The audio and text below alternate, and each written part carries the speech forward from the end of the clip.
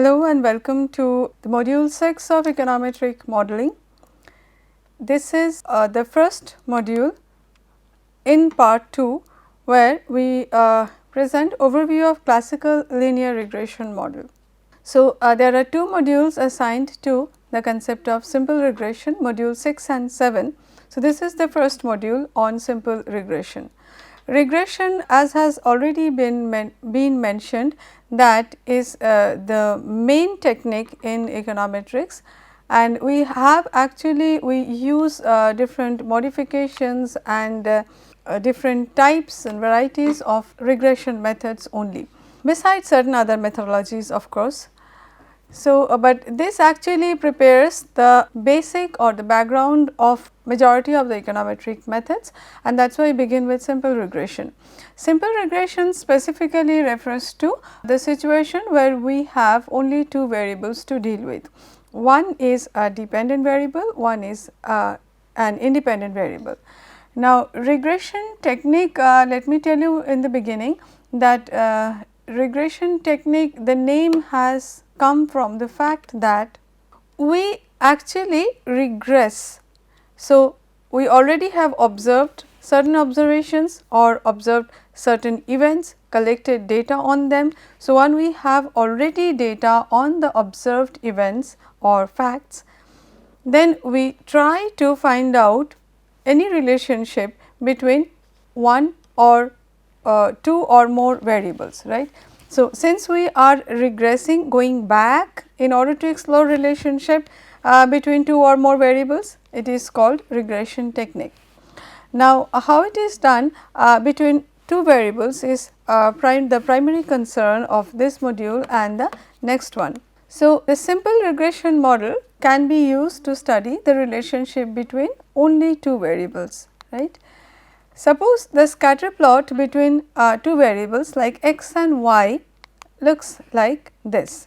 So, this is a scatter plot where we have values of x plotted against values of y, where we are measuring x on the horizontal axis and y on the vertical axis, right. Now, these are scatter plots, and what we try to do in regression is that try to explore a linear relationship between x and y. So, if we try to explore a linear relationship between x and y, then this diagram at least shows that there could be possibly a positive relationship between x and y, which implies that when x increases, y also increases, or vice versa. So, there is a positive relationship.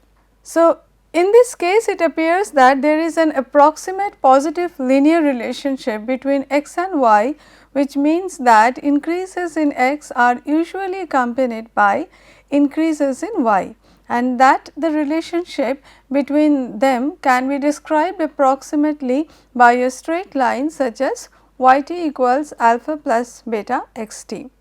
This is actually same as any equation for a straight line. So, straight line equations are y equals mx plus c. So, here c is equivalent to alpha and m is equivalent to beta. So, I am simply coming up with a straight line relationship between x and y. Now, here t denotes the tth observation. We can also replace t with I. So, if I write yi equals alpha plus beta xi, then it would mean the same thing. I would refer to a cross sectional data and t refers to a time series data. But this is an exact equation implying that the value of one variable will be given by any value of the other variable with certainty, right, and this is something unrealistic. Unrealistic because in the beginning, if you remember, we stated that we work with random variables, and random variables have certain randomness or uncertainties associated with them. So, in this case, if this is a relationship, then this can be called a deterministic relationship. Deterministic relationship means it does not have any randomness, any uncertainty. We can determine the value of yt for given values of alpha, beta and xt with 100% accuracy or certainty. So, this is something unrealistic. When we go for prediction of economic variables, or even if we do not go for prediction of economic variables, if we go for modeling of economic variables, we would find that it is not possible to come up with predictions or estimation of economic variables with 100% certainty.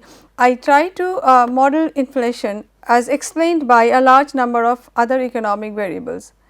Now, whatever be it, if I try to predict inflation for the upcoming periods, it is not possible, or most often not possible, to come up with a prediction of inflation with 100% accuracy, because there are certain randomness associated with movements in prices or inflation figures. So, that is how we have this simple regression model, which is defined as yt equals alpha plus beta xt plus ut. So, this randomness is introduced here. It is also called the two variable linear regression model or bivariate linear regression model. Y is called the dependent variable or the explained variable or the response variable or the predicted variable or the regressant. So, these are alternative names used for y, and for x we have these names which are independent variable, explanatory variable, control variable, predictor variable or the regressor. So, what we are doing is that we are trying to find out how xt impacts yt, or changes in xt impacts yt. We will come to the specific interpretation a little later. But one thing to be noted here first is that y always refers to the dependent variable, the variable that I am trying to explain, and x refers to the independent variable or explanatory variable, that is the variable used to explain changes in y. We introduce the randomness by including a u. The variable u, called the error term or disturbance in the relationship, represents factors other than x that affect y. So, in any model, whatever big it is, whatever close you try to make it to the reality, some kind of randomness always remains there, as a result of which most often we are not able to come up with 100% accuracy. And all those randomness could be it can be completely a random factor, it can be certain factors which are not included in the model, and as a result of which all those components are being clubbed into the unobserved component denoted by u. If for other factors in u are held fixed such that delta u equals 0, then equation 2, equation 2 was the equation which stated yt equals alpha plus beta xt plus ut. So, this equation also gives the functional relationship between y and x as delta y equals beta delta xt. This is simply because if we measure changes, then we have delta yt here, alpha and beta are constant terms. So, we only the variable changes, and that is how we have delta xt here and delta ut here. We are assuming delta ut or delta ui equals to 0, and that is why delta yt equals beta delta xt, and delta alpha is of course 0, because as I have mentioned that alpha is a constant, it cannot change. Thus, the change in y is simply beta multiplied by the change in x. That is actually a very crucial thing in understanding the interpretation of regression parameters.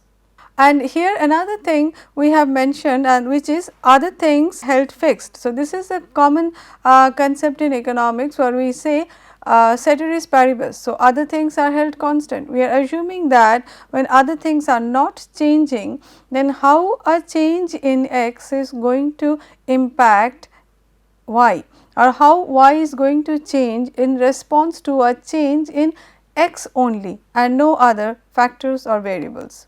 Having said that, or in our simple regression, beta is the slope parameter in the relationship between y and x, which is equivalent to m in typical equations, linear equations like y equals mx plus c. Alpha is the intercept parameter, also called constant term. The parameters alpha and beta are thus chosen to minimize collectively the vertical distance from the data points to the fitted line. So, when I saw you the scatter plot, I fitted a line through it. It can be any line, but then we do not go for any line. That is why we need a statistical method, a specific methods which gives us the best fitted line. And how do we choose that best fitted line? The best fitted line is chosen by minimizing the collective vertical distances from the data points to the fitted line. The most common method used to fit a line to the data is known as ordinary least squares, or OLS in short. This approach forms the workhorse of econometric model estimation. Okay. So, now onwards we would use the term OLS. So, first of all let me explain you OLS graphically, then we will do it mathematically.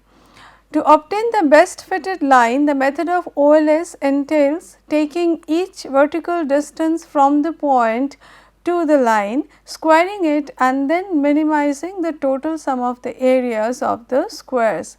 So, this is figure 2. You can see that these are individual points. Suppose there are only 5 points. So, in the scatter plot there are only 5 points. For the sake of exposition we consider only 5 points, and then the vertical distance is considered, it is squared, vertical distance considered, squared, and these squares are then summed up.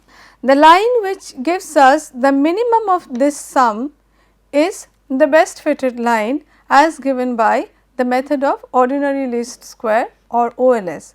Alternatively, if yt denotes the actual data point for observation t and yt hat denotes the fitted or predicted value from the regression line for given value of x t, and yt minus yt hat equals ut hat is the residual, then OLS minimizes the sum of the ut hat square. So, here we show it graphically. Again we are measuring x on the horizontal axis and y on the vertical axis. This is my fitted line. Now, I am not having all those 5 scatter points. We only have considered one point. This is my fitted line and this is my actual observation, right, and this distance is given by ut hat. We have this is yt hat. Now, here I need to tell you that I have mentioned yt equals alpha plus beta x t plus ut. Okay.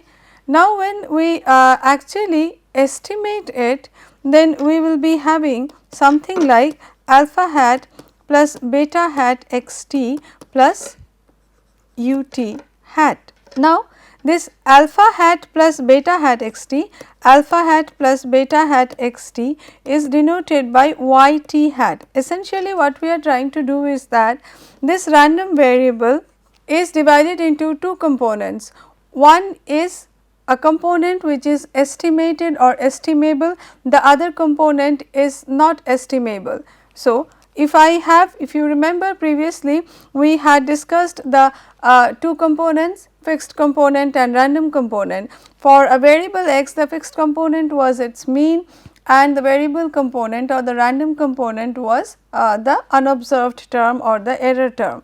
Now, here in this case we have y where yt hat is the estimable or observable component, and what remains unobserved?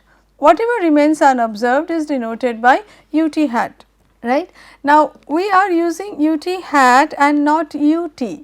Ut is not used here because if you remember u actually corresponds to the population, but when we go for regression analysis most often we work with sample. So, I have picked up a sample and that sample gives us an estimate of yt which is equivalent to yt hat. Now, whatever remains is very specific to that sample and we do not call it an error, we call it sample residual and we denote it by ut hat. So, now note that ut hat is not the error term, it is basically sample residual. There is difference between these two things. Ut hat is sample residual. So, ut hat is very specific to the sample, whereas u is specific to, or U corresponds to the population unobserved or error term, right. So, you can see that this is my actual observation. I could estimate corresponding to this observation only up to this much. So, basically x explains this much variation in yt, and corresponding to this value of x, we have this estimated value of yt hat, and whatever remains unexplained given this sample is called the ut hat. Fair enough. So, this is what OLS is graphically. So, in module 3 we observed that expected value of u is equal to 0. So, in the population the mean value or the population mean is 0, or the average of ut hat will also be 0. So, when we come to the sample counterpart, it is also expected to be 0, because the points above the line would count as positive values, while those below would count as negative value, and these distances will in large part cancel each other out, which would mean that one could fit virtually any line to the data, so long as the sum of the distances of the points above the line and sum of the distances of the points below the line were the same. So, they cancel each other out, and the summation of ut hat becomes 0. In that case, there would not be a unique solution for the estimated coefficients. In fact, any fitted line that goes through the mean of the observations, that is x bar and y bar, would set the sum of the ut hat to 0. However, taking the squared distances ensures that all deviations that enter the calculation are positive, and therefore, they do not cancel out, and that leaves us the scope to find out a fitted line which basically minimizes the squared distances. Fine. Okay. So, minimizing the sum of squared distances is given by this expression, minimizing u1 square, u2 hat square, and so on, finally ut hat square, where we have summation t equals 1 to capital T ut hat square. This sum is known as the residual sum of square, or in short RSS. This is going to be also used in later modules as well. So, this is a very important sum or concept to be remembered. Let alpha hat and beta hat denote the estimated values of alpha and beta, such that yt hat equals alpha hat plus beta hat xt, that I have just tried to explain, that this is the estimable part of y. Therefore, minimizing RSS implies minimizing this sum. So, we are minimizing the sum of squared deviations of the actual value from the fitted value, and which is equal to summation yt minus yt hat whole square. This is also because if you see yt is equal to, as I have mentioned, it is yt hat plus ut hat. So, of course, ut hat is equal to yt minus yt hat. Ut hat square would be yt minus yt hat whole square, and now in place of yt hat I am substituting yt hat with its actual values, that is alpha hat minus beta hat xt square, and we are going to minimize this with respect to alpha hat and beta hat. So, we choose alpha hat and beta hat in such a manner that this sum of squared deviations or sum of squared residuals, sample residuals, is minimized, and this is written as the first order conditions for the OLS estimates are obtained by taking the first derivative of RSS with respect to alpha hat and beta hat. So, we are minimizing that expression which we just obtained, that is summation ut hat square, and then we have plugged in the values. We are minimizing with respect to alpha hat and beta hat. So, with respect to alpha hat, that is taking the first derivative with respect to alpha hat, we have this expression. Okay. And by taking the first derivative with respect to beta hat, we had this expression, and these are called the two first order conditions. These are simple first derivative, the first with respect to alpha hat. So, we have a 2 here, minus here, and the same expression, and here we have an xt, additional xt here. And next we solve for these two expressions, and what we arrive at is the expressions for alpha hat and beta hat. Here I am not getting into the derivations of these expressions. As such, the derivations are available with any standard notebooks, textbooks, including the one that has been referred to here. But the derivations become easier when we do it in the context of multiple regression analysis and we use matrix analysis. So, there I will be proving the derivation, that how we arrive at the value of beta hat and alpha hat. For the time being, I do not get into the cumbersome derivation of beta hat and alpha hat. Setting the first derivatives to 0, the coefficient estimators for the slope and the intercept are given by beta hat is actually these are same expressions, two alternative expressions of beta hat, where we have summation x t minus x bar multiplied by y t minus y bar in the numerator and summation x t minus x bar whole square in the denominator.